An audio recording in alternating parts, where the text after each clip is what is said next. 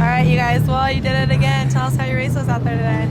Well, the race was definitely eventful. My dad started with my sister, and he did the first 2 laps. My sister got out after 1 lap. Todd got in.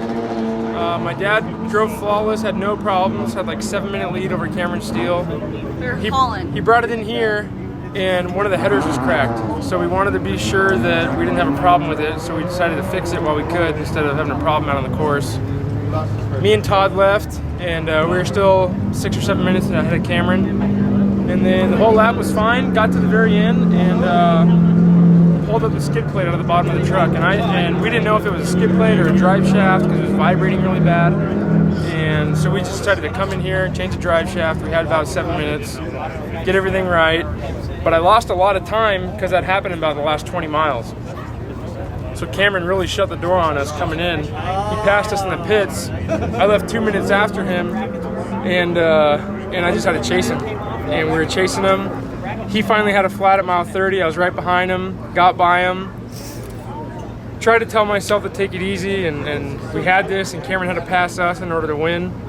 And about 30 miles from the finish line, I went through a hole. A bunch of rocks came over the front, and I think a rock got in the throttle body.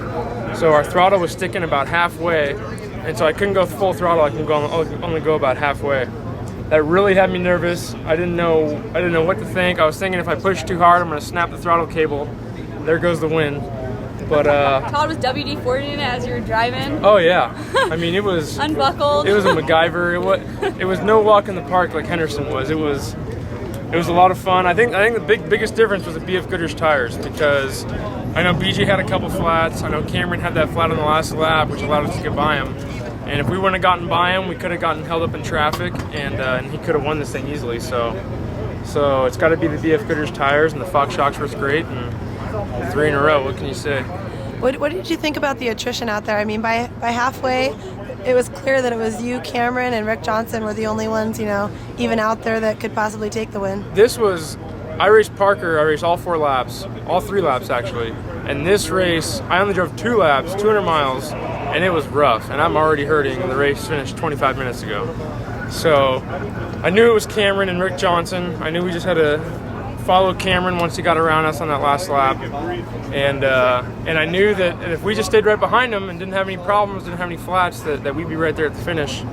And thankfully he had a flat about mile 30, and we got around him, and we never looked back. Well, congratulations. Thanks. Tell us how your ride was. It was rough. 3 laps out there was brutal.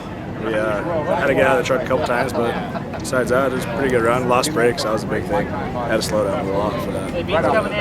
Had a fun run. It was good. You guys and Andy were real close. Yeah, really close. It would have been nice to beat him, but next time it'll be good.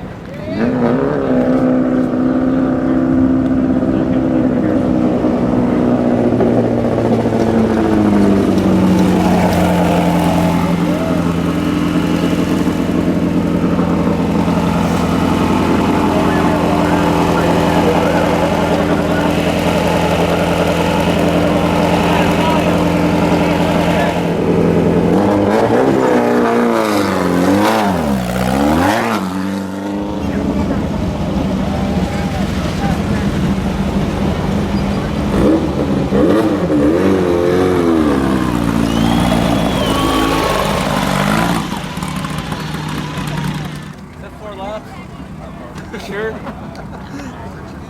think so. Seriously, so was this classic mint stuff, right? On the pre-run, I didn't think like it was going to be that much, but on the first lap, just leaving the start line, the first 10 miles were, it's like at first gear, I couldn't see where we were going. Just the silt broke down so bad. It was incredible. It's like the old mint. You finished in front of a lot of, actually in front of all the 10s, the 12s, and a lot of Class 1 cars. How'd you do it? We just kept motoring along. We didn't want to stop for anything, and we had a good plan to just stop every lap, put gas in it, and keep the car moving. And that's, everybody that worked on the car, and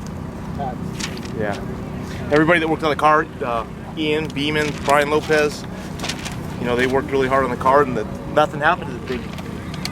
Just drove it the whole way around.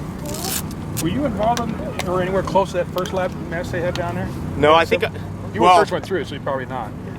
To be honest with you, I couldn't see anything. I was so worried. Anyway. We were in first gear, and I'm thinking, I hope nobody stopped, and it's incredible no one is stopped or stuck, and just in first gear all the way through there. If there was somebody stopped, I didn't see them. Well, the first 10 miles was really bad. The dust, there was not enough wind, and the dust was hanging everywhere. And it was, usually as the race goes on, they get spread out, and it gets clean air, but there was none. It never let up all day. No, every time I get somebody, it'd be a couple minutes of clean air, then catch another guy. It was just like that the whole way. Hey Rob, it looks like there's some bumps on your front bumper.